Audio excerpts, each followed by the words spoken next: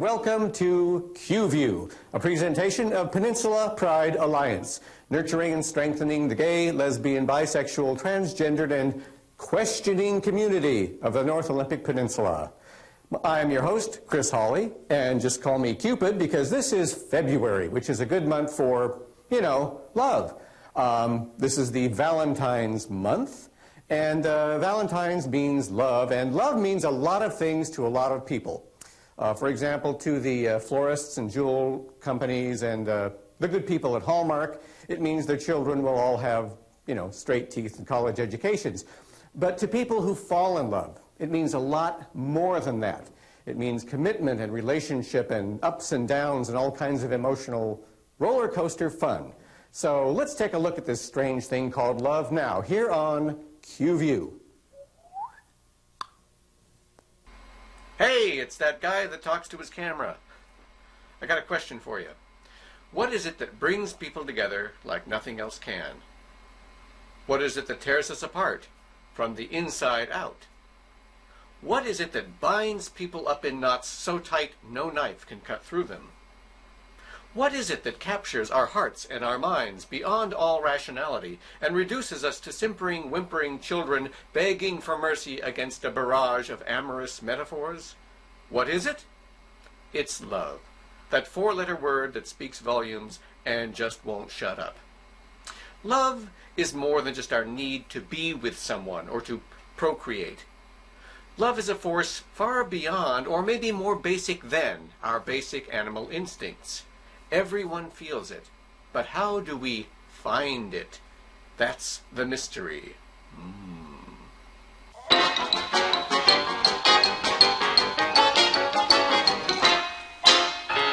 I want to be loved by you, just you and nobody else but you. I want to be loved by you alone. Poo-poo-pa-doop. I want to be kissed by you, just you and nobody else but you. I want to be kissed by you alone. Poop-a-da-poop. I couldn't aspire to anything higher than feel a desire to make you my own. Pa-pa-pa-dra-poop-a-da-poop. I want to be loved by you, just you and nobody else but you. I want to be loved by you alone.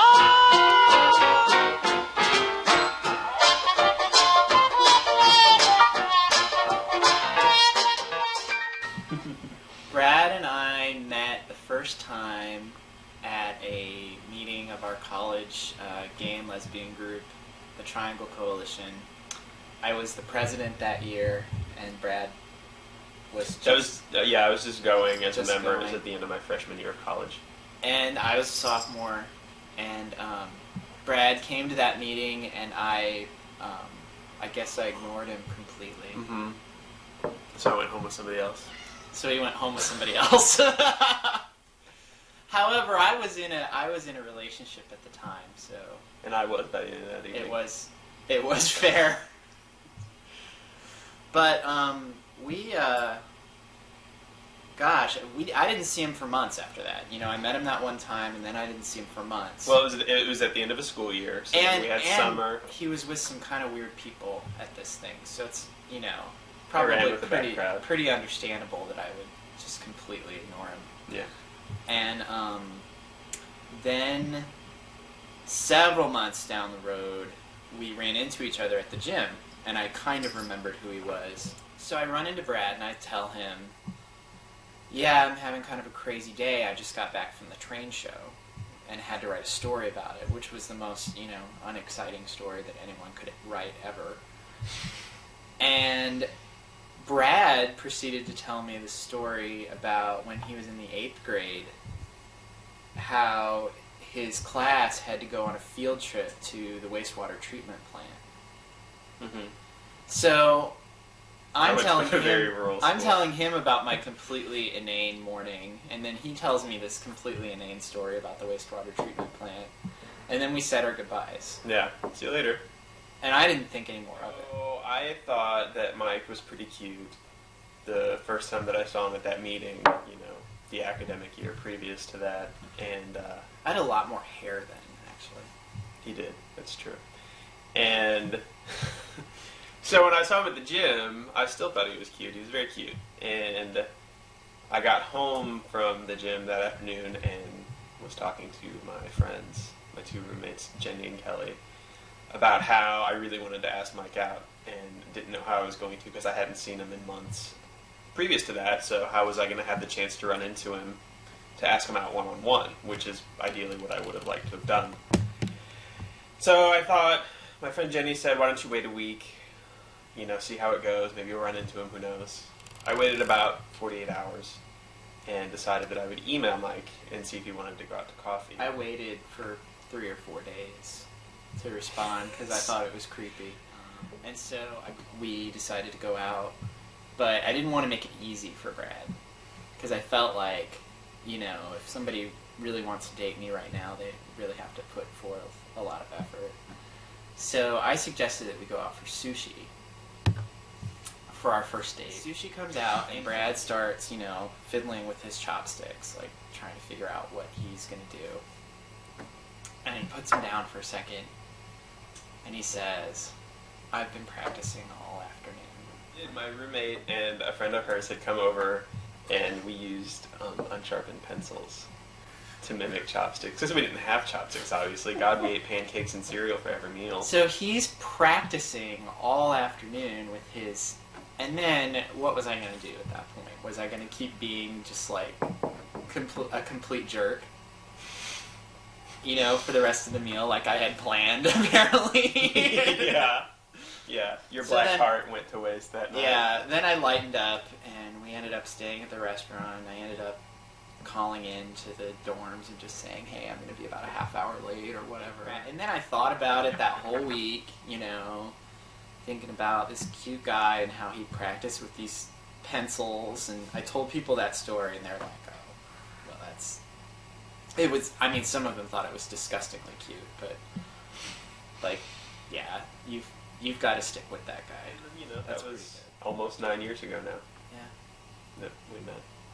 I was 19 and Mike was 20.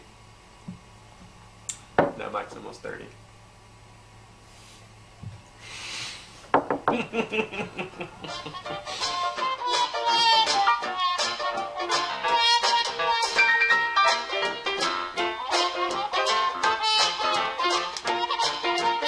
Well, let's see, we met about 7.5 years ago. We met before that, but we only started dating 7.5 years ago. Yes, West Sound Family in Kitsap County. That was the very beginning of some of the gay and lesbian transgender gatherings down there. And we would come for potlucks and little gatherings. That was the beginning. And I was with someone else at the time. And Evelyn, you had lost a partner. I had lost a partner, yeah. She had an accident, died in an accident. And I had been single for about 4 or 5 years by that time. Mm-hmm. And so I actually came up to Marty's and Margaret's house for drumming one time. Mm-hmm. So I knew her from then. That was a couple of years. We'd see each other 2 or 3 times a year at one of those gatherings. And then I heard that they had broke up, and so I kind of sent her a sympathy card, because I know how hard it is. The breakups are hard. And she was at a retreat up in Fort Worden. And did you call or did I? Yeah, you called to see how I was doing, and as we chatted, and I thought, oh, this is a nice lady. But I wanted to be on my own for 2 years. I needed that. Needed to do some therapy and work on myself, and she honored that quite nicely. And actually, the first month we spent talking on the telephone because we were 52 miles apart, and Marty didn't have a car to drive down with, and my days off were opposite her days off. So we talked on the phone for a whole month before we had our first date, and that went on for about well over a year, back and forth. 52 miles back and forth, and he says, this is it, we got to move in together. This is driving us crazy. He's written up her phone bill. Sneaking the kitties in. Oh, yeah, that's right. She had a little studio apartment. She was supposed to have cats, and I had a pair of kittens that I just gotten, so I put them in the carrier and put a drape over them, and I'm walking to her, because she had her own entrance, just walk around the corner and into the... Cute, it was cute. That was fun. She had a nice place, and it was a wonderful courtship. Would you call it that? We had a good Aw. time. We had a lot of fun. Yeah, we did. We still do. We still do. Evelyn works in Bremerton, and I was a paratransit driver working from Port Townsend. So we needed something in between. And I came down South Point Road, and an eagle, of course, flew over the road. And then I found this corkscrew willow tree, of which they're hacking down today. And I figured this was the place. And we've been here ever since. That's great. It'll be 6 years the 1st of March Yeah. that we would lived here together, and it's just been really lots of fun, and this is the blessing. I mean, Very look at this serendipity. wonderful view we have, this beautiful water view, the Canal Bridge. And Lots of birds, lots of critters. I'm fortunate enough that I can be out at work, and they ask about Marty and ask how we're doing. Even my patients, after a couple of times that our patients tend to be there for a while, after I've been taking care of for a week or so, they kind of catch on that who my roommate is, and then they start meeting. Like, well, when did you and your girlfriend meet? When I'm asking me the other day, I said, oh, and I went and told her the whole story. Sweet. I just told Tell me you, that. you know. That was nice. You know, I'm not really out in anybody's face about it, but I'm not, pretending I don't put male gender on my partner or on my friend or whatever category I put her in, if I know who I'm talking to. I like the company. I like her presence. She's just a really nice, easy person to be around. Even times I feel like sometimes we're sitting here, I'm reading, she's reading, or she does a lot of schoolwork while I read, and I feel like I'm in my own space. I don't even feel like it's just nice to look over there and see her there. Her presence just feels good to me, and we definitely respect each other's space that way. Being single in my first experience of being single in the GLBT community was kind of interesting. There was always that, when they know you're single, always that looking around, and I don't know what it is. It's just kind of a vibration between other women, and just that was almost uncomfortable for me. So I pretty much worked as much, and did my thing and went to my therapy, and then began to date with Evelyn. Now, the two of us in GLBT company, I think it's wonderful knowing that she's across the room at a gathering or a dance or something, and knowing that that's my beloved, that's my soulmate over there. But being over here and talking and being with other women and getting to know other women is really important for me, and we honor that in each other.